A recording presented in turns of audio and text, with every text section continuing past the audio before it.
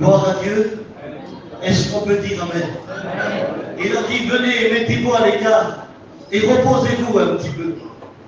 Et je vais vous dire que c'était dans un moment où les disciples étaient heureux et racontaient à Jésus tout ce qu'il se passait avec le peuple. Mais Jésus, connaissant les cœurs des hommes, et d'ailleurs même leur vie et leurs pensées, Jésus avait remarqué leur fatigue. Et lorsque Jésus avait remarqué leur fatigue, leur dit, venez à l'écart, dans un milieu désert, et reposez-vous un petit peu. Pourquoi que Jésus leur propose de se reposer? Pourquoi que Jésus va intervenir de cette manière? Il aurait pu dire, mais écoutez, continuez, le peuple est béni, continuez, l'œuvre de Dieu avance, mais là, il leur dit clairement, il dit, venez, reposez-vous un petit peu. Il avait vu dans leur cœur et dans leur vie cette fatigue où ce soir, Dieu la voit dans nos cœurs et dans nos vies aussi. Car parfois, on est fatigué, mis à rude par les problèmes de la vie, par les circonstances de la vie. Parfois les vents contraires, parfois les difficultés qu'on a eu difficilement à surmonter, parfois compliquées, et parfois aussi à ne pas être vigilant ni dans notre décision, et ni dans nos réflexions, et ni dans nos réactions. Lorsque la fatigue nous emporte, elle nous emmène très loin, et elle peut avoir des conséquences terribles. Lorsque la fatigue atteint un cœur, une vie et des pensées, alors il a dit, venez à l'écart, reposez-vous un petit peu, je dois vous parler personnellement. Et je vais vous dire qu'en ce moment, Dieu est en train de parler personnellement. Il est en train de parler à des foyers en danger. Il est en train de parler à des veuves et des orphelins. Il est en train de parler à des ministères. Il est en train de parler à la jeunesse. Il est en train de parler aux inconvertis, aux rétrogrades. Nous avons besoin de passer un temps avec Jésus. Et il nous a mis à l'écart. Oh, pour certains, on avait besoin un peu de vacances. Pour certains, on avait besoin un petit peu de repos physique.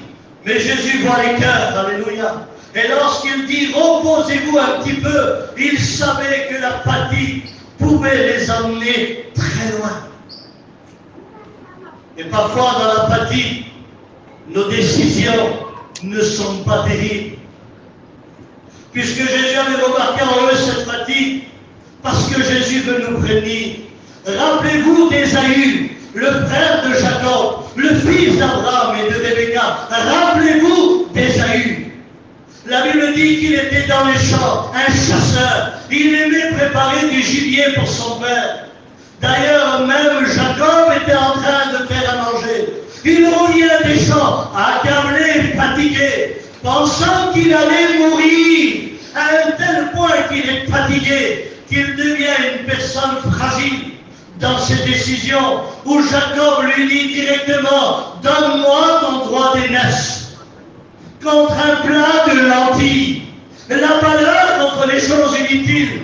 Un plat de lentilles, il aurait pu en manger tous les jours de sa vie, car Abraham et Rebecca avaient en abondance. Mais lui, il était un héritier. Il était celui où Abraham, il l'avait choisi pour donner son héritage. Mais lui, par sa fatigue, il a oublié qu'il était héritier. Par sa fatigue, il a oublié qui était son père. Et par la fatigue, il a donné plus de valeur à un plat de lentilles. Et il a dit, je te donne mon droit d'aînesse, donne-moi un plat de lentilles. Et dans notre fatigue, on échange les choses importantes contre les choses inutiles. Parfois, dans notre fatigue, on est capable de détruire nos foyers, où Dieu a mis des qualités extraordinaires. Parfois, dans nos fatigues, on fait des choix qui ne viennent pas de Dieu. Et des choix qui te mènent à prendre des décisions qui ne sont pas à la gloire de Dieu. Tu es capable d'abandonner, tu es capable de délaisser, tu es capable d'abandonner parfois même le ministère que Dieu t'a donné, parfois la responsabilité que Dieu t'a donnée, parfois les prières et les jeûnes que Dieu a mis dans ton cœur pour prier les uns pour les autres. Et les décisions dans la fatigue nous mènent à faire des mauvais choix. Quand Ésaü, venez à l'écart, reposez-vous un petit peu, parce que vous allez peut-être finir comme Ésaü. Vous allez peut-être échanger l'essentiel contre des vaines choses. Et lorsque je remarque aujourd'hui des foyers de Dieu, pour un plat de lentilles qu'on appelle un terrain, un plat de lentilles qu'on appelle une montre, un plat de lentilles qu'on appelle propriétaire, un plat de lentilles pour une voiture, pour de la carrosserie, abandonner l'essentiel pour du inutile. Mais aujourd'hui, que notre fermeté se démonte dans nos cœurs. Dans la fatigue, parfois, nos décisions ne sont pas bonnes. Et tu es peut-être venu ici et tu as dit, Seigneur, si tu ne me portes pas, je suis déterminé pour divorcer, déterminé pour abandonner, déterminé pour me détruire. Mais attention, Dieu n'a pas dit son dernier mot. Dieu n'a pas dit son dernier mot. Et Ésaü a fait un mauvais choix à cause qu'il était fatigué et accablé. Il pensait qu'il allait mourir parce qu'il était fatigué. Et quand on est fatigué, on donne plus de valeur à nos situations qu'à nos qualités. Et combien de fois tu as voulu t'engager? Combien de fois tu as voulu être un homme de Dieu? Combien de fois tu as voulu être un bon chrétien? Combien de fois tu as voulu te baptiser? Combien de fois tu as voulu revenir à Dieu?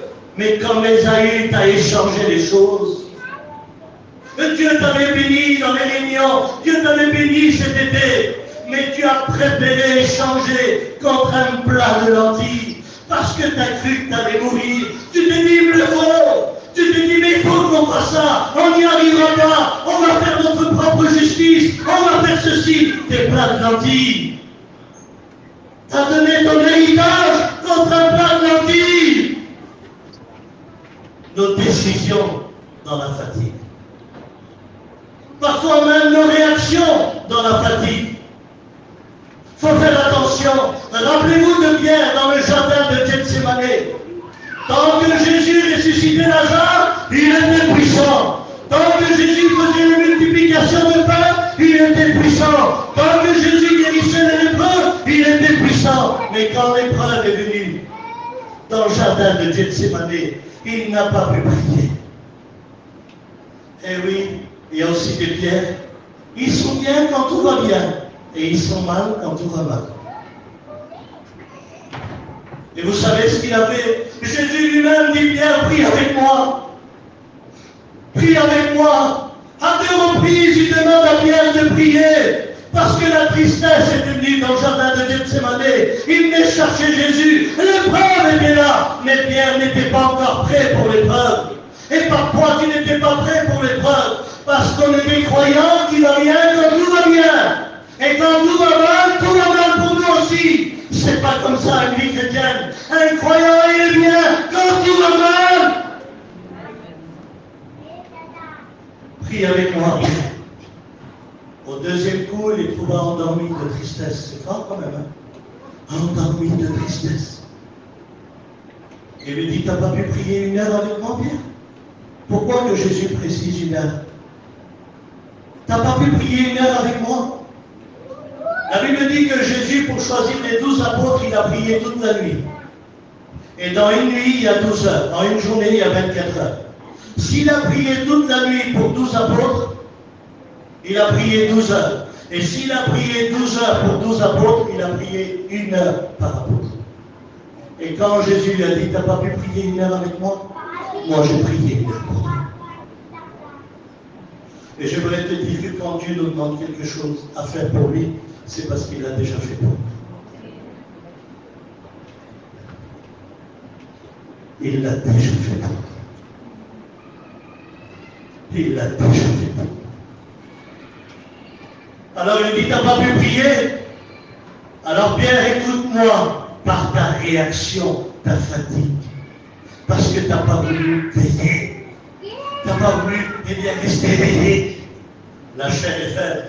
Mais l'esprit est bien disposé. Pierre, dans 1 heure, tu coupes l'oreille du serviteur. Dans 2 heures, tu me relis. Et dans 3 heures, tu ne me connais plus. Tu n'as pas voulu prier dans la tristesse. Tu n'as pas voulu prier dans la fatigue. Alors tu vas voir ta réaction. Il ne s'est pas trompé le maître. Qu'est-ce qui s'est passé?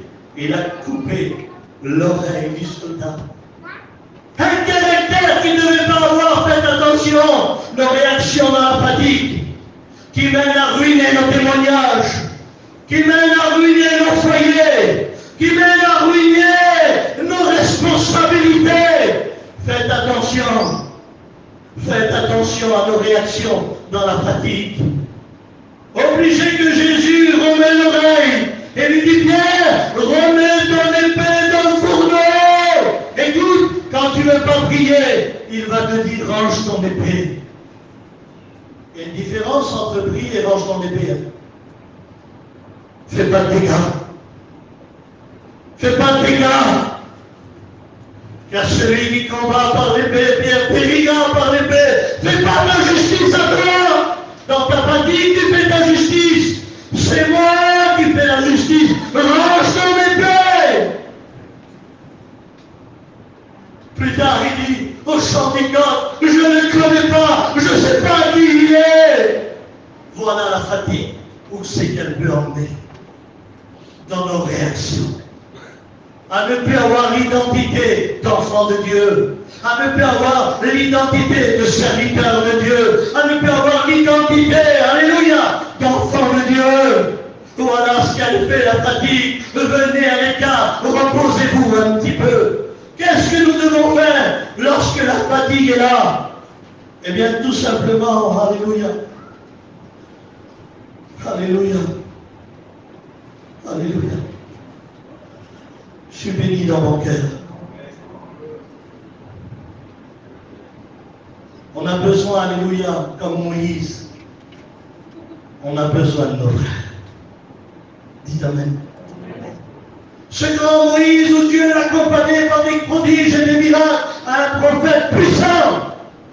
Mais lorsque Josué combattait Amalek, il a dit: vas-y, combat, je monte sur la montagne avec Aaron et Hur, et je lèverai ma main avec la verge, et je prierai l'Éternel. Et quand Moïse levait la main, Josué remportait la victoire sur Amalek. Et je me souviens des réunions, on te disait: est-ce que tu veux que Dieu bénisse le foyer de tes enfants? Tu levais la main. Est-ce que tu veux que Dieu bénisse ton foyer? Tu levais la main. Est-ce que tu veux que Dieu bénisse tes garçons? Tu levais la main. Mais la fatigue est venue. Et quand la fatigue est venue sur le grand Moïse, il avait besoin de ses frères. Vous savez ce qu'ils ont fait, Hur et Aaron? Ils ont pris une pierre, ils l'ont fait asseoir. Et comme ils ont vu qu'avec une main, la victoire pourrait être remportée, alors ils ont levé ces deux mains.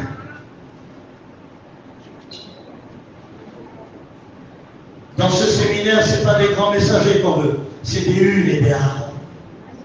On veut lever les mains de ceux qui sont fatigués. Et on veut remporter les victoires sur Amalek qui détruit le foyer de tes enfants. Amalek qui a pris ton fils et qui est rétrograde. Amalek qui a pris ta fille en dépression. On veut combattre Amalek qui veut détruire ton foyer.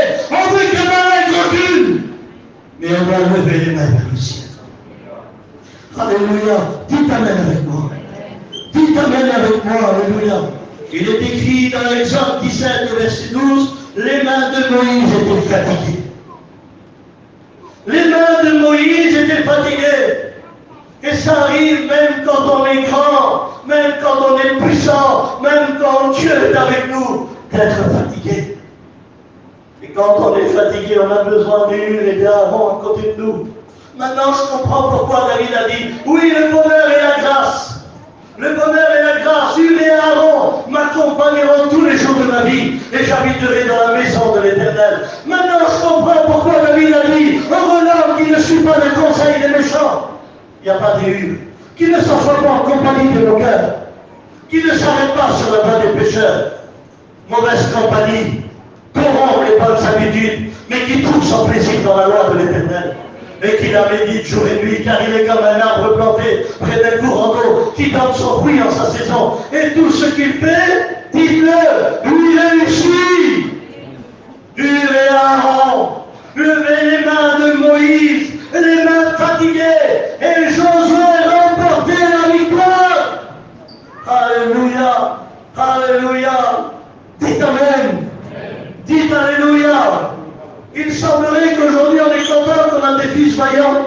Que Dieu bénisse les enfants. mais tu voudrais pas plutôt, alléluia, qu'il ait un foyer béni?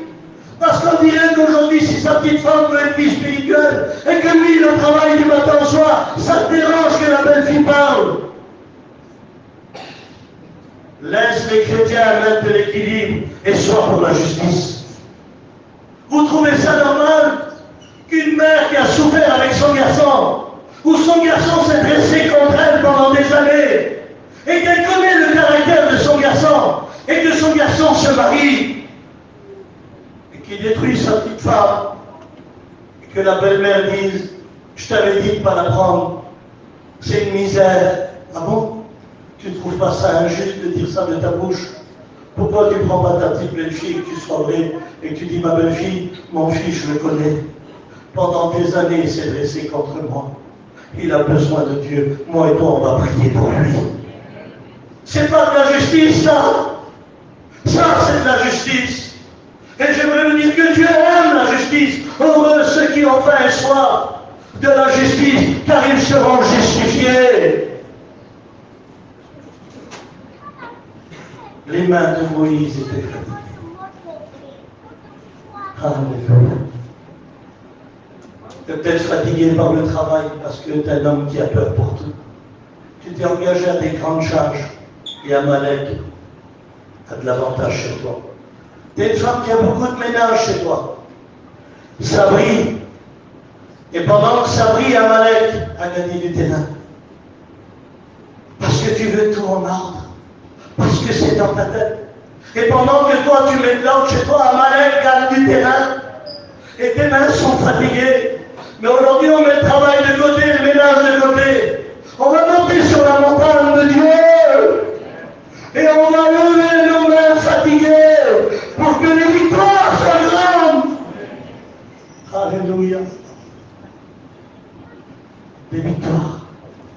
Qui voudrait des victoires ce soir? Moi je voudrais des victoires. Regardez, on lève les mains, comme Moïse. Alléluia. La parole lure, le Saint-Esprit d'Aaron, il est nos mains. Parce que la foi vient de ce qu'on entend, et de ce qu'on entend vient de la parole de Dieu. Alléluia. Et la foi crée en nous de croire que les choses peuvent arriver. Il dit, et la chose arrive, il ordonne, et elle existe. Le grand Moïse, ses mains étaient fatiguées. Il avait aussi besoin de repos, comme tu as besoin de repos. Pourtant, il faisait des prodiges et des miracles, mais il avait besoin de monter sur la montagne. Ça serait bien que tu montes sur la montagne. Ça serait bien que tu montes sur la montagne. Ça serait bien que ce soir on réalise qu'on ne veut pas faire comme Pierre, on ne veut pas faire comme Ésaü, mais on veut faire comme Moïse.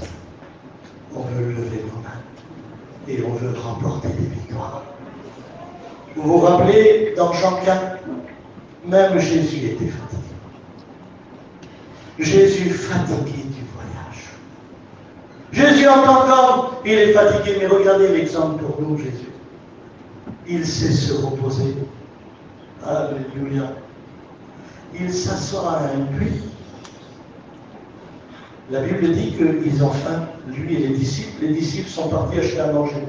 Mais lui, tellement qu'il est fatigué, il s'assoit à un puits, le puits de Jacob. Et il y a une Samaritaine qui vient puiser de l'eau. Écoutez bien, qu'est-ce qu'il dit? Femme, donne-moi un verre d'eau à boire. Il est fatigué, il se repose et il demande un verre d'eau. Et dans mon cœur, je dis, Seigneur, t'as faim? Pourquoi tu ne demandes pas à manger? Les disciples sont bien partis chercher à manger, t'as faim. Pourquoi tu ne demandes pas à manger? Pourquoi tu demandes de l'eau? Et Jésus me répond dans mon cœur, Abraham, si je lui aurais demandé à manger, je lui aurais demandé quelque chose qu'elle ne pouvait pas me donner. Alors comme elle était à un puits d'eau, je lui ai demandé ce qu'elle pouvait me donner. Et vous savez, quand vous savez vous reposer comme Jésus, vous savez quoi demander à vos foyers. Vous savez quoi demander à vos enfants. Vous savez quoi leur imposer. Il y a trop de foyers qui demandent des choses que leurs foyers ne peuvent pas leur donner. Il y a trop d'hommes qui imposent leur âme alors qu'un peuple qui sont en dépression. Mais la dépression ne fait pas l'homme. La dépression a la peur, la dépression a l'angoisse, la dépression a la tristesse. Demande à ton foyer ce qu'elle peut te donner. Demande à ton œuvre ce qu'il peut te donner. Jésus, quand il se repose, il y a de l'ordre. Oui, il y a de l'ordre. Je vois dans ma famille, quand il y a du repos, il n'y a pas d'ordre. C'est les voyages. C'est les convoitises de la chair, l'orgueil de la vie, qui posent des petites bêtes sur les yeux des brebis. Et quand la brebis se lève parce qu'elle entend la voix du berger, vous savez pourquoi les brebis s'égarent? Pas parce qu'ils veulent plus du berger, pas parce qu'ils veulent plus écouter le berger, non, c'est parce qu'au milieu du repos, des bêtes sont venues et ont infecté les yeux. Et ça leur a donné la conjonctivite. Et au moment où ils se sont levés, parce qu'ils écoutent la voix du berger, ils ne trouvent plus de chemin. Faites attention, il y a des repos qui nous rendent aveugles. Alors tu te lèves aux appels, tu te lèves au séminaire, mais tu ne trouves plus le chemin. Tu ne sais plus comment suivre le maître. Alors le véritable berger ne peut pas suivre les yeux des brebis, non, ça fait trop mal. Il est obligé de les prendre dans ses bras et verser de l'huile dans le nez, et que l'huile arrive derrière les yeux et qu'il guérit la conjonctivite. Ce soir, ne t'inquiète pas, on n'est pas là pour frotter tes yeux. Mais le Seigneur, le bon berger, va te prendre dans ses bras d'amour. Et il va baisser l'huile. L'onction de Dieu qui va ouvrir nos yeux. Que c'est bon, Jésus, dans le repos, il fait de l'ordre. Il demande à la femme samaritaine ce qu'elle peut lui donner. Et tu te dis, je n'ai pas un bon foyer. Pourquoi? Parce que tu demandes des choses qu'ils ne peuvent pas faire. Tu n'as pas la femme qu'il faut, tu n'as pas l'homme qu'il faut, tu n'as pas la belle-fille qu'il faut. Mais jusqu'à quand tu vas imposer des choses dans ton repos? Pourquoi on ne fait pas comme le Christ? Demander des choses que les choses peuvent donner. Je ne sais pas vous, frères et sœurs, mais moi, ça bénit dans mon cœur. De savoir que dans le repos du Christ, il demande des choses qu'on peut lui donner. Ah oui, il y a des repos qu'on doit ressembler à Christ. Même dans son repos, il fait l'œuvre de Dieu. Les disciples arrivent. Il dit, ça y est, on a pris à manger. Vous savez ce que Jésus dit? Ça y est, j'ai mangé. Comment tu as mangé? Une nourriture que vous ne connaissez pas. Il était rassasié et il y avait de l'ordre. C'est beau le repos de Dieu. Alléluia. Et si c'était le repos de Dieu, ce séminaire, mettez-vous à l'écart, reposez-vous un petit peu. Et si on demanderait des choses à nos foyers qui peuvent nous donner? Et si ce soir ton foyer reprenait la valeur à tes yeux et que Dieu ouvre ton cœur? Et si c'était ce soir où ta situation allait changer? Moi je le crois. Est-ce que vous le croyez? Du repos et de l'ordre. Alléluia. J'ai vu trop de ma famille qui se reposait comme une ville. Si tu vois le repos, maman. Ils sont partis, toute une famille, ils sont revenus la moitié. L'autre par les nerfs, elle a pris l'avion. L'autre par les nerfs, elle a pris le train. L'autre, elle a abandonné les enfants, elle est partie en pleurant. Maman, quel repos. Ah, il y avait la plage. Mon Dieu, il y avait les plateaux de fruits de mer. Mais alors, il y avait une amertume. On a imposé des choses que les gens ne pouvaient pas donner. Et si on prenait l'exemple du Christ, dans notre repos, mettre de l'ordre et faire la volonté de Dieu. Amen. Amen. Amen. Je suis venu là, sur la route, 1000 km, et j'ai pensé au jambon rouge et au fromage. Je l'ai mangé hier soir. Aujourd'hui, c'est l'œuvre de Dieu. Ça ne va pas rentrer 7 jours dans ma tête. Je l'ai mangé hier. Aujourd'hui, je veux faire la volonté de Dieu. Mettre de l'ordre. Amen. Pendant 1000 km, j'ai pensé à une petite classe, j'ai marché, faire un petit magasin où il y a tous mes frères, les ados, vous voyez, c'est mes jumeaux. J'ai mangé une glace. Mais ce soir, c'est l'œuvre de Dieu. Il y a de l'ordre dans le groupe. Il n'y a pas de débordement. Le débordement qui nous emmène loin. Tellement loin, on ne sait plus qui en est. On pleure, on rit, on ne sait plus comment faire. Le repos de Dieu dans l'ordre. Alléluia. Est-ce qu'on peut dire amen? Je vais bientôt terminer. Il est tard. Il y en a qui sont venus aujourd'hui. Mais je ne sais pas vous. Vous me dites si je me trompe. Je vous en supplie, faites-le. Mais le Seigneur m'est témoin. Depuis que je prêche, je sens que Dieu nous met à l'écart de quelque chose et il nous fait reposer. Je ne sais pas vous, mais il n'y a plus de pression dans les pensées. Il n'y a plus de pression dans le cœur. On dirait que la réunion, elle t'emmène sur un chemin que tu devais prendre il y a longtemps. Et ça, c'est Dieu. Parce que même sur ta chaise, au moment du repos, Dieu met de l'ordre. Dieu met de l'ordre. Amen. J'aimerais lire un verset avec vous dans Juge 8 au verset 1. Et si vous permettez, nous allons parler un petit peu des situations que nous vivons aujourd'hui. Rien n'est caché devant Dieu. Tout est à nu et à découvert. Rien ne peut être caché devant Dieu. La Bible dit que certains péchés se font voir tout de suite et certains plus tard. Je préfère demander pardon à Dieu ce soir et qu'il me pardonne de tous mes péchés. Écoutez-moi bien.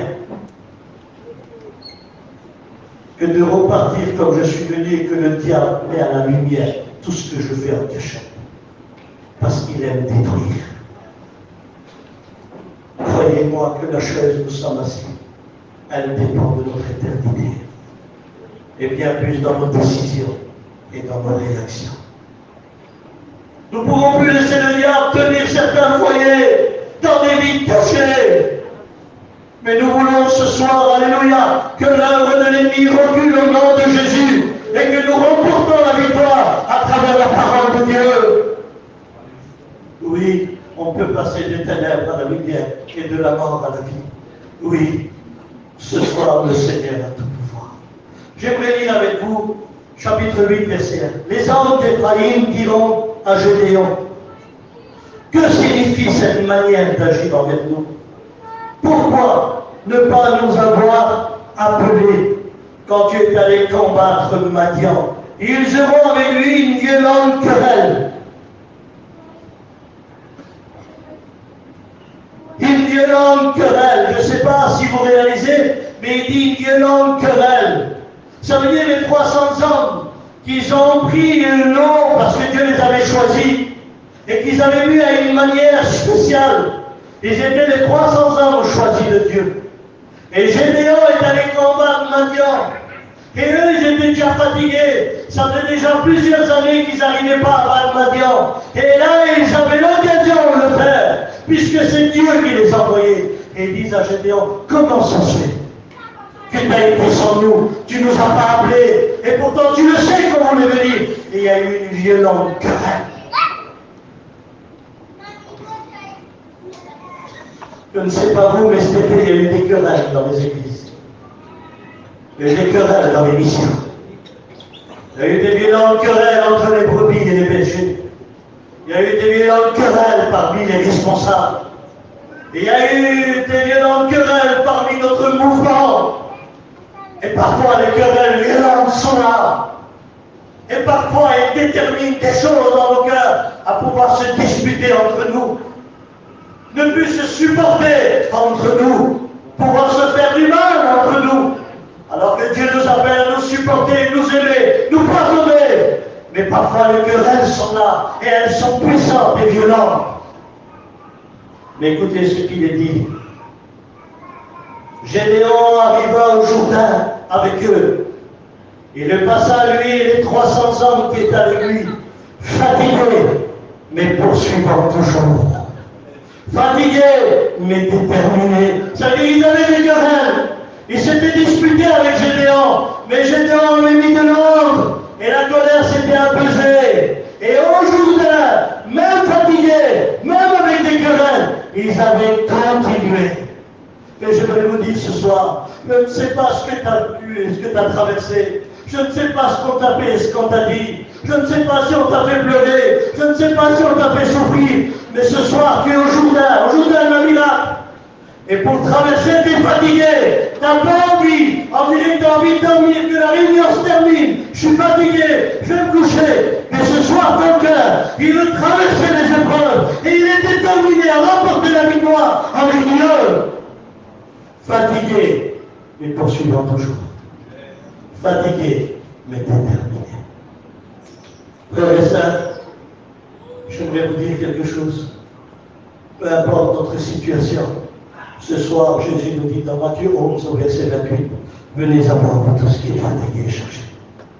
Je vais vous donner du repos. Alléluia. C'est plus à l'écart maintenant. C'est venez à moi. Je vais vous donner le repos. À toi, Isaïe, où toute l'année tu échanges la valeur contre des plantes lentilles et tu n'as jamais de fermeté avec Dieu. À toi, Pierre, ou à la Réunion, on est des brebis, et dehors, on est des lions, on sort l'épée, on rétrograde comme on veut, on revient à Dieu quand on veut, on crie à Dieu quand on veut. Oui, il nous appelle au repos. Il nous appelle. Moïse, il est le mal. Alléluia. Moi, ce soir, je suis déterminé à venir dans les mains de Jésus. Je vous en supplie, je vous pose une question. Qui voudrait ce soir, pas une minute, c'est trop long, une demi-seconde, qui voudrait venir à cet appel dans les bras de Jésus? Qui voudrait ce repos? Moi, je lève ma main. Dieu vous voit. Dieu vous voit. Levez la main, n'ayez pas peur, alléluia. Dieu vous voit. Dieu vous voit. Alléluia. Fatigué, mais déterminé. Alléluia. Fatigué, mais déterminé. Je ne sais pas vous, mais en ce moment, les fatigues sont fatales. Elles nous mènent à laisser des choses essentielles. L'année prochaine, je n'irai plus. L'année prochaine, je n'irai plus. L'année prochaine, je le dis aux frères, j'ai préparé, ça y est. Tu as fait une lettre dans ton cerveau, c'est un livre. Et dans ton livre, il y a toutes tes qualités, il y a tous tes défauts. Jette ton livre, ouvre ton cœur et laisse Dieu agir. Tu es fatigué, poursuis. Tu es fatigué, déterminé. Alléluia. J'aimerais que ceux qui ont levé la main puissent se mettre debout maintenant. Levez-vous, je vous en supplie. Un petit cantique, mon frère. Non, je vois la petite arrive. Alléluia. Levez-vous maintenant. Dieu va agir. Levez-vous maintenant. Dieu va agir. Fatigué, mais poursuivant toujours. Fatigué, mais déterminé. Alléluia. On va entendre des cris et des larmes. Il y avait des temps de querelles dans ton foyer, des temps de querelles dans ton église, mais c'est pas grave. Fais comme les 300 hommes, fatigués, mais poursuivant toujours. Fatigués, mais poursuivant toujours. Alléluia. Prions le Seigneur, prions le Seigneur. J'aimerais que ceux qui se sont levés, je vous demande pardon, mais il faut que vous sortez des rangs. Sortez des rangs. Venez ici, s'il vous plaît. Venez. Alléluia. Venez. C'est que j'ai dit de vous prendre le son. Venez, je vous en supplie, venez.